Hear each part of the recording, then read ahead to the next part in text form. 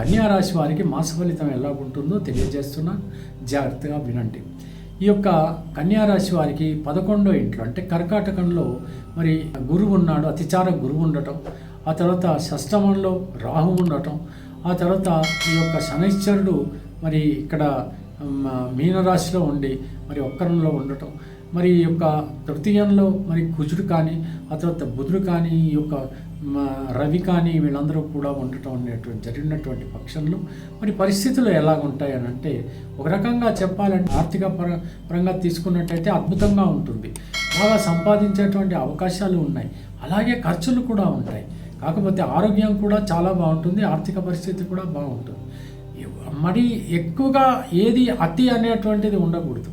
అతి అనేటువంటిది మాత్రం ఉంటే మాత్రం ఏమవుతుందంటే ఖర్చులు ఎక్కువైపోతాయి, ఆరోగ్యం కూడా పాడైపోతుంది.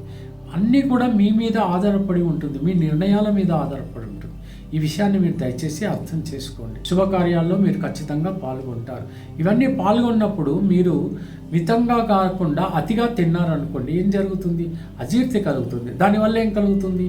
అనారోగ్యం అనేటువంటిది కలుగుతుంది. ఆర్థిక విషయంలో కూడా అతిగా ఆలోచించి ఎక్కువగా సంపాదించాలి అని పరుగులు ఎత్తుతుంటే అప్పుడు ఏం జరుగుతుంది? ఒక్కసారి ఏమన్నా సమస్యలు ఎదురు కావచ్చు, ఎందుకంటే మిస్కాలిక్యులేషన్స్ కావచ్చు.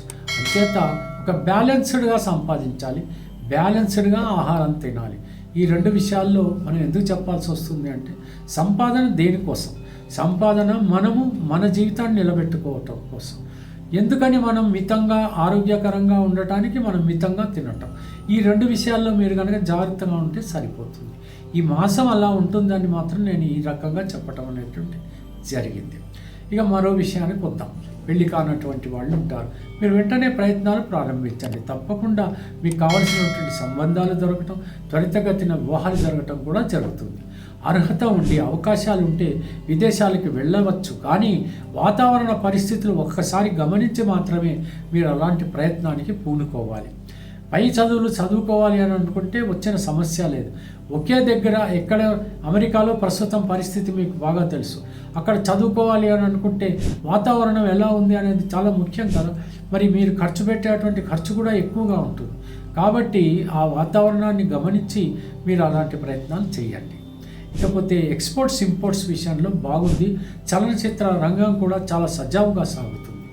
మరి రాజకీయ నాయకులకి మాత్రం అద్భుతమైనటువంటి కాలంగా మనం పరిగణించవచ్చు.